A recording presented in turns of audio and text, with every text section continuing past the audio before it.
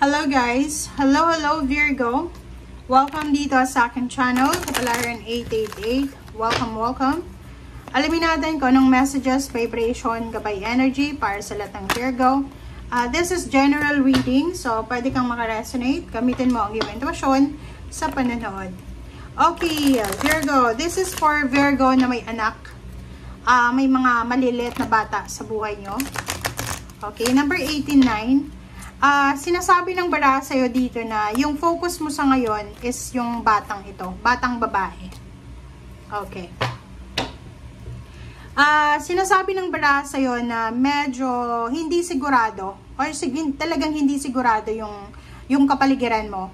Maybe you're unemployed or maybe you're sick, diba? Maybe may sakit ka.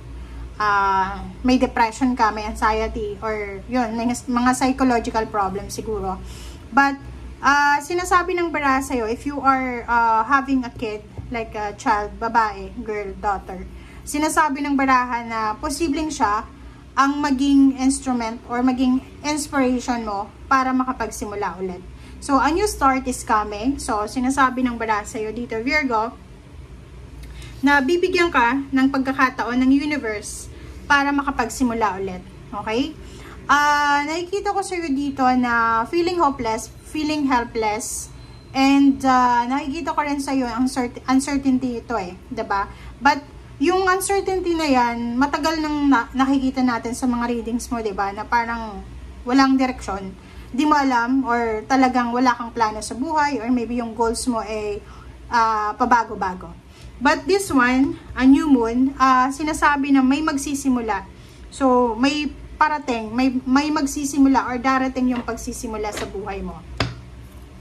Yung iba naman, mga single na Virgo, if you resonated, sinasabi ng baraha na kung halimbawa pagod na pagod ka na sa pinagtatrabahuan mo sa ngayon, sinasabi ng baraha na isang pagsisimula, isang job offer, new job offer, isang company, ang posibleng papasukin mo.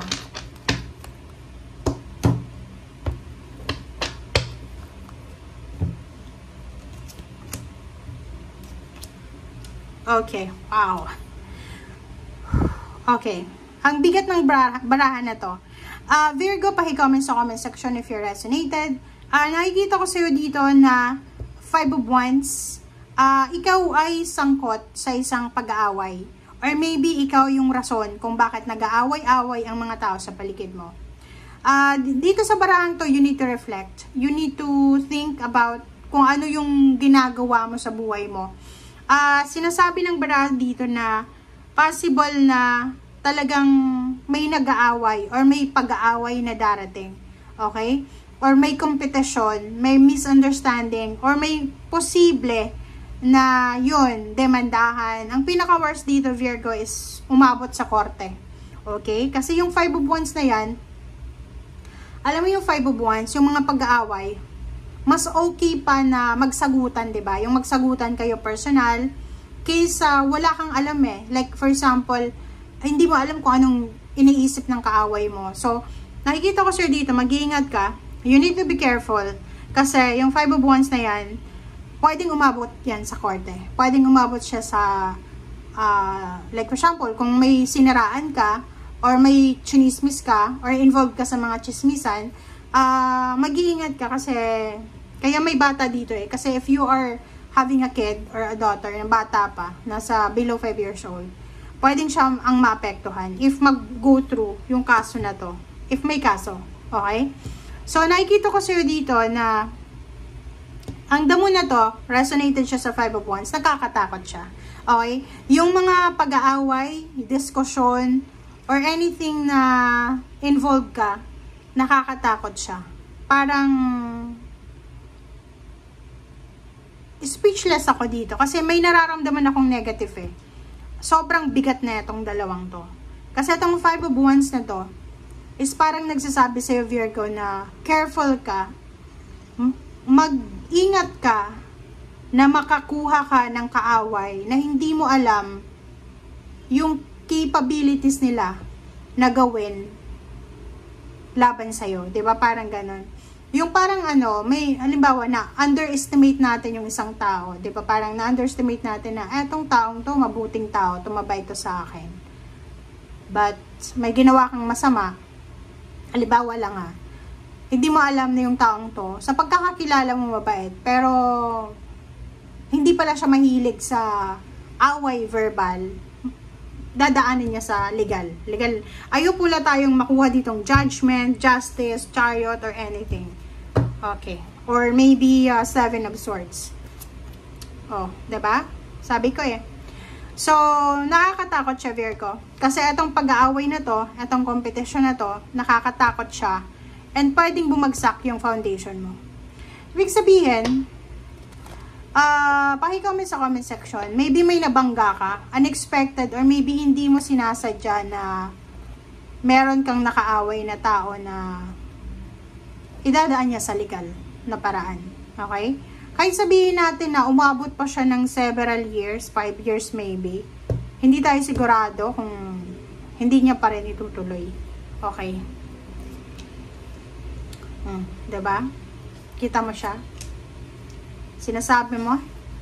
Diba? Sinasabi mo dito, 5 of Cups, na makakaramdam ka ng panghihinayang. Kasi pwedeng ang nakikita ko sa'yo dito, ang pag-aaway na to, maybe legalities talaga siya. May involved na bata. So, maybe custody ng bata. Pwedeng ganun. Pwedeng may pag-aaway para sa custody ng bata. Or dito sinasabi, manghihinayang ka because bumagsak or pwedeng bumagsak yung foundation mo dahil sa ginawa mo siguro. So, nakikita ko yung 8 of Cups. Sinasabi ng baraha, ito yung opponents mo. Yung opponents mo, nakatalikod siya. Kumbaga, yung opponents mo, nakatalikod siya. So, wala kang alam sa kung ano yung plano niya. So, yung 8 of Cups, sinasabi ng baraha dito na moving on itong taong to. 'Di ba? Itong taong to, aalis siya sa sitwasyon na yan. And, dala-dala niya yung dignidad. Tingnan mo, hawak niya yung yung robe niya. 'Di ba? Ang taong ito ay aalis siya. Aalis siya na dala-dala niya yung dignity niya. Aalis siya na wala siyang hino-hold back sa past niya. Nako, bakit ganun yung message? Paki-comment sa comment section, guys.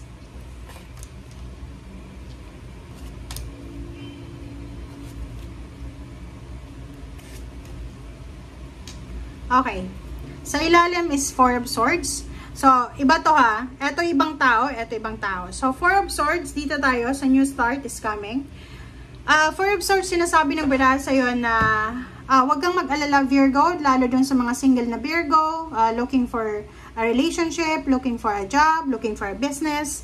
Kasi sinasabi dito, Virgo, na isang pagsisimula ang posibleng dumating sa'yo. So, maybe new relationship, financial wishes, new job, new career, closure, emotional closure, happy family, exciting job, exciting career. Okay? Thank you guys for watching. Bye!